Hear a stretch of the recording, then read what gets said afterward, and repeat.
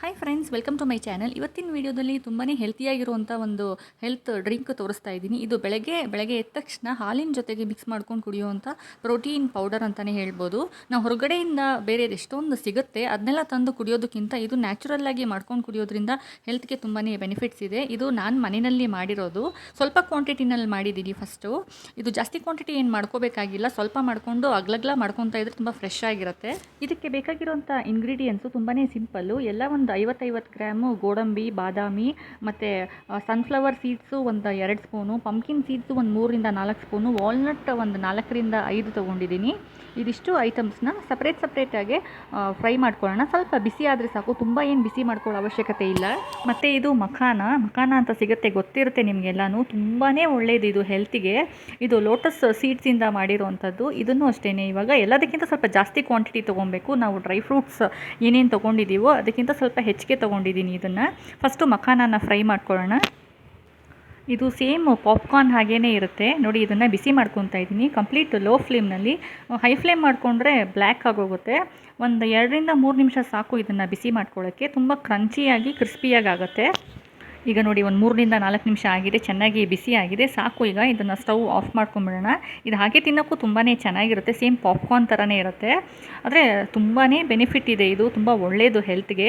ಈಗ ಅದೇ ವೆಸಲ್ಲಿಗೆ ಮಿಕ್ಕಿದ್ದು ಡ್ರೈ ಫ್ರೂಟ್ಸ್ನೆಲ್ಲನೂ ಹಾಕ್ಕೊಂಡು ಒಟ್ಟಿಗೆ ಬಿಸಿ ಮಾಡ್ಕೊಳ್ಳೋಣ ಲೋ ಫ್ಲೇಮಲ್ಲಿ. ಇದನ್ನು ಹುರ್ಕೊಳ್ಳೋಕ್ಕೆ ತುಪ್ಪ ಎಣ್ಣೆ ಏನು ಹಾಕೋ ಅವಶ್ಯಕತೆಯೇ ಇಲ್ಲ. ಇದು ಡ್ರೈ ಆಗೇ ಬಿಸಿ ಮಾಡ್ಕೊಬೇಕು. ಇದನ್ನೆಲ್ಲ ಪೌಡರ್ ಮಾಡ್ತಾ ಇರೋದ್ರಿಂದ ನೋಡಿ, ಗಮ್ಮಂತ ಅರೋಮಾ ಬರ್ತಾ ಇದೆ, ಬಾದಾಮಿ ಎಲ್ಲನೂ.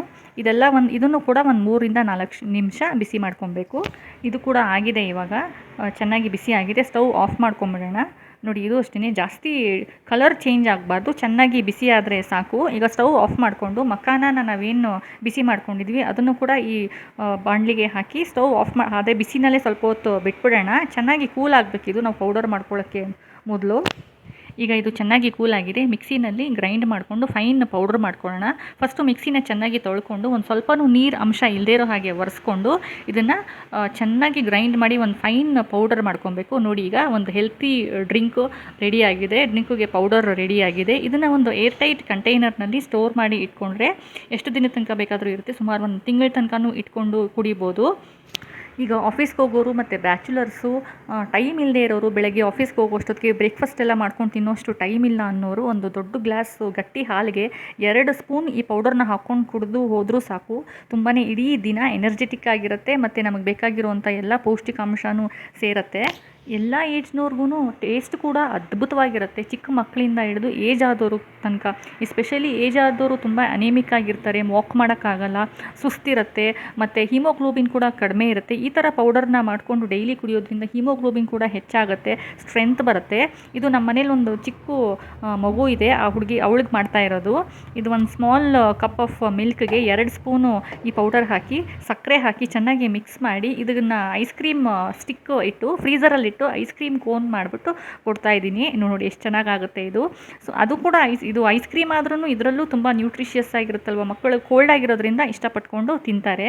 ಇದು ಐಸ್ ಕ್ರೀಮ್ ಕೋನ್ ಮಗುಗಾಗಿರೋದ್ರಿಂದ ನಾನು ಸ್ವಲ್ಪ ಸಕ್ಕರೆ ಆ್ಯಡ್ ಮಾಡಿದ್ದೀನಿ. ನೀವು ಬಿಸಿ ಹಾಲಿಗೆ ಬೆಳಗ್ಗೆ ಹೊತ್ತು ಹಾಕ್ಕೊಂಡು ಕುಡಿಯುವಾಗ ಸಕ್ಕರೆನ ಸ್ಕಿಪ್ ಮಾಡ್ಕೊಬೋದು. ನೋಡಿ, ಈ ಥರ ಮಾಡಿಕೊಟ್ರೆ ಮಕ್ಳಿಗೂ ತುಂಬ ಇಷ್ಟ ಆಗುತ್ತೆ. ಇದು ಬೆಳಗ್ಗೆ ನಾನು ರೊಟೀನ್ ಬ್ರೇಕ್ಫಾಸ್ಟಿಗೆ ಮುಂಚೆ ಬೆಳಗ್ಗೆ ಎದ್ದ ತಕ್ಷಣ ಮಾಡ್ಕೊತಾ ಇರೋದು. ದೊಡ್ಡ ಸ್ಪೂನು ಈ ಪೌಡರ್ ಹಾಕ್ಕೊಂಡು ಬಿಸಿ ಹಾಲು, ಗಟ್ಟಿ ಹಾಲು ಹಾಕ್ಕೊಂಡು ಮಿಕ್ಸ್ ಮಾಡ್ಕೊಂಡು ಕುಡೀರಿ, ಸೂಪರಾಗಿರುತ್ತೆ. ಇದಕ್ಕೆ ಸಕ್ಕರೆ ಬೇಡ ಅಂದವರು ಹಾಗೇನೂ ಕುಡಿಬೋದು ಮತ್ತು ಒಂದು ಸ್ವಲ್ಪ ಹನಿ ಕೂಡ ಸೇರಿಸ್ಕೊಬೋದು. ಈ ವಿಡಿಯೋ ಇಷ್ಟ ಆಗಿದ್ದರೆ ಒಂದು ಲೈಕ್ ಮಾಡಿ ಮತ್ತು ಸಬ್ಸ್ಕ್ರೈಬ್ ಮಾಡ್ಕೊಳ್ಳಿ. Thank you so much for watching.